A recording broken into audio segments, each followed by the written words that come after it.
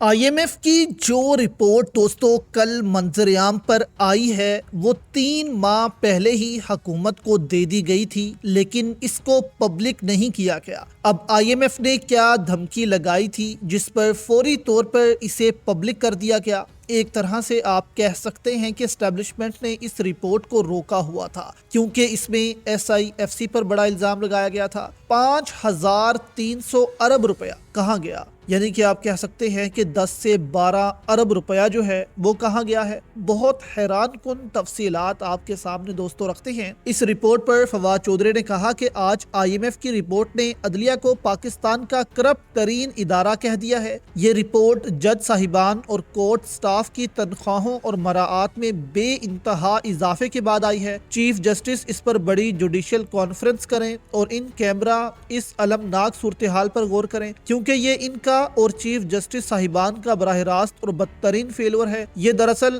اصل charge sheet chief justice صاحبان پر ہے، یعنی کہ چیف جسٹس آف پاکستان جو ہیں، اگر عدلیہ کرپٹ ہے تو وہ کرپٹ ترین انسان عدلیہ میں موجود ہیں، چیف جسٹس آف پاکستان، کیونکہ ان کے نیچے ان کی پوری عدلیہ جو ہے وہ کرپشن کا بازار گرم کر رہی ہے، پیسے لیتی ہے اور فیصلے کرتی ہے جس سے انصاف قائم نہیں ہوتا اور پاکستان میں جنگل کا قانون بنا ہوا ہے۔ IMF کی رپورٹ میں کہا جا رہا ہے کہ شہریوں کو باقاعدگی سے رشوت دینا پڑ رہی ہے۔ عدلیہ پر قبضہ اور احتساب کی عدم موجودگی نے کرپشن کو فروغ دیا۔ یہ کرپشن سے حاصل سرمایہ کے باہر جانے کا سبب بنتی ہے۔ سیاسی مقدمات میں بیرونی اثر و رسوخ کے الزامات عدلیہ کی ساکھ کو کمزور کرتے ہیں۔ جبکہ شوکت بسرا نے اس پر کہا کہ IMF نے فارم 47 کی جعلی حکومت اور فارم 47 کے چوروں اور منی لانڈرز کی 5300 ارب روپے کی کرپشن پکڑ لی ہے۔ یعنی کہ IMF کہہ رہا ہے کہ حکومت عدد و شمار پیش کر رہی ہے کہ ہم نے ایک سال میں 5300 ارب روپے کی ریکوری کر لی ہے۔ نیب بھی یہ کہہ رہا ہے، لیکن یہ ریکوری خزانے میں کیوں نہیں آئی؟ کیا یہ ریکوری کر کے خود کھا پی لیا گیا ہے؟ جبکہ اس رپورٹ کو جلدی میں شائع کرنے کا فیصلہ جو ہے وہ بھی کہا جا رہا ہے کہ اسٹیبلشمنٹ کا تھا، کیونکہ IMF نے یہ دھمکی لگا دی تھی کہ اگر آپ اس رپورٹ کو شائع نہیں کرتے تو ہم آپ کو اگلا لون نہیں دیں گے۔